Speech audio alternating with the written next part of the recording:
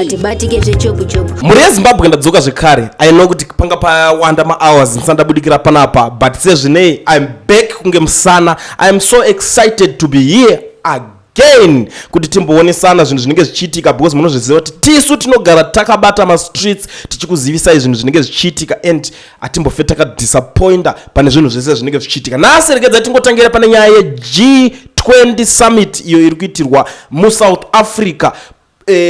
Vamunangagwa vana kweda vamunangagwa vangatori kumaputo zvoko vakatoenda kuMozambique uko izvo zvekunhingirikini zvaameno vakangotumira vice president wavo like what he did kuTanzania.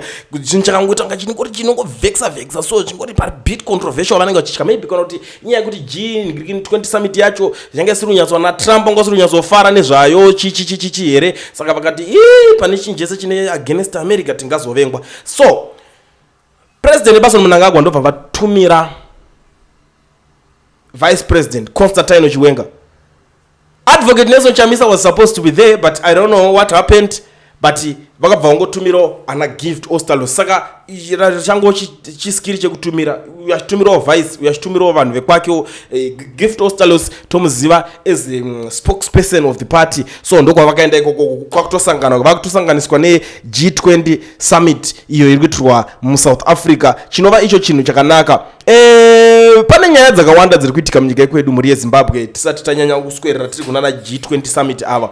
Kune by election roda kuitwa kuKulumani ukoko. 9 ma-candidates akapinda parace, but the funny thing now is the late wife the late Kulumani constituent MP's wife, mukadzi wa MP angari papapo MP wacho wekufa uyu akapindawo murace mumo zokuti pachanakidza. I'm telling you, and this is what zvofamba sei honestly, because is it sexual transmitted thing here chekuti chinoita ngonzi zvinenge zviri izodzo kuti akanoti kana ndimongori mufundisi mukadzi anobvoyosara ari mai mufundisi. I don't know kuti zvoshanda sei, but this is the situation right now kuti mukadzi wacho akajoinawo race racho ari kutodawo kuti ange achiita sei achipinda ipapo. I always tell people, especially vanhu veopposition, guys mukaita zvemafanizi muchapedzwa neZANU-PF, especially vanhu vakasara muparliament. Tarisai vari kupera 1-1 vari kufa 1-1 vachiitwa sei vese vakasara. Zvinoita kunge zvinoshoresa kana zvinomakisa kune vanhu vaya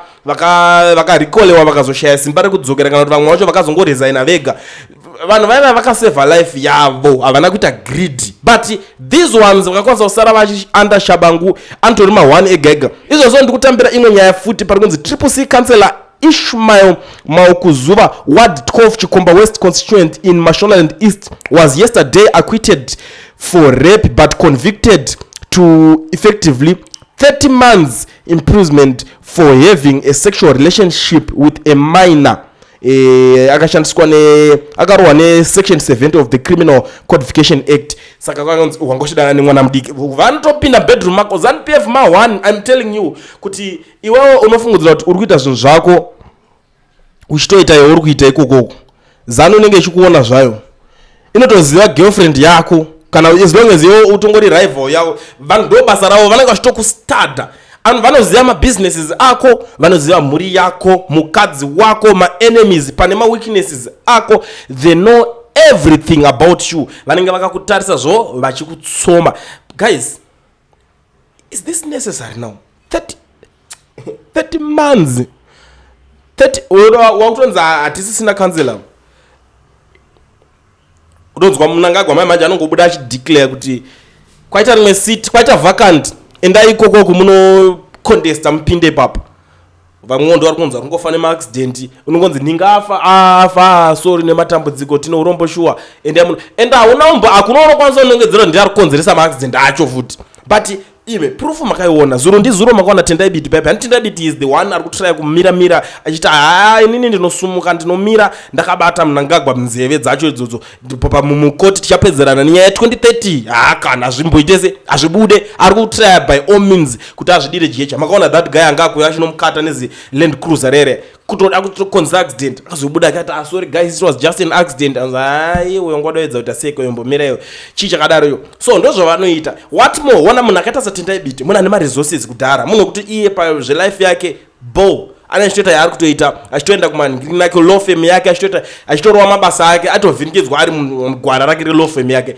What more iwewe zvako unonge wangobudikira ngoti ndinoita MP ndinoita kansela wobva wabvuma unzi uda kutengwa neZANU-PF kana wobva wabvuma unzi uda kusara uri under Shabangu someone wamusingatozive kuti ndiani anenge achiita nezvei. Zvinofamba sei? Zvinhu zvokuti I don't even know. In ndakaona Shabangu wacho aibuda anzi ndaita sei ameno zvakaita roko rake ndingazonzi ndiri kuita zvinhu zvisirizvo. But it's something else. Chandina chida kukuratidza kuti angomana ZANU-PF has mafanis. Now there is this issue zvekare yandiri kuona kuti iri important kuti imi munge muchiziva, inofanira kunzwikwa nemunhu akakosha kunge iwewe. That's why muripo panapa kuti mugare maziva.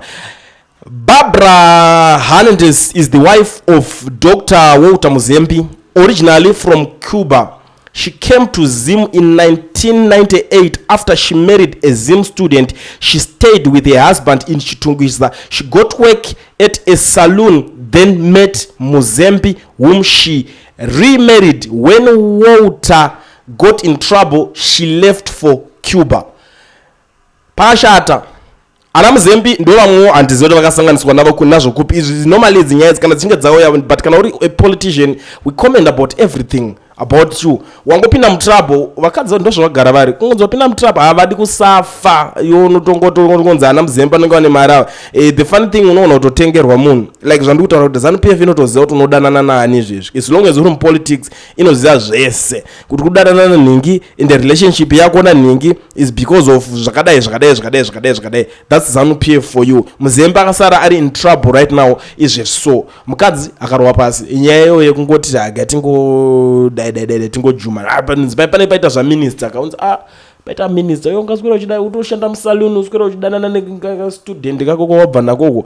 It's drama at the end of the day. But after Muzembi apindawo mutrouble mukadzi akati ndichagarire chii panapo because anogona kusabuda because anenge audzwa kuti anogona kundofira ikoko.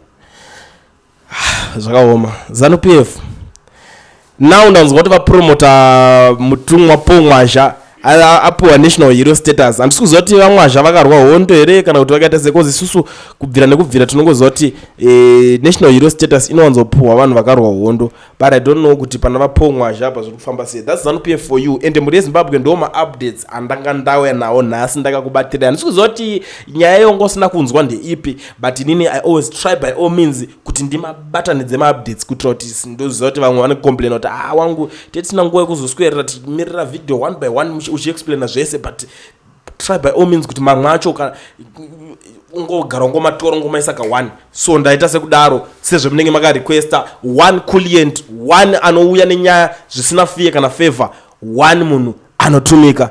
Have a good day.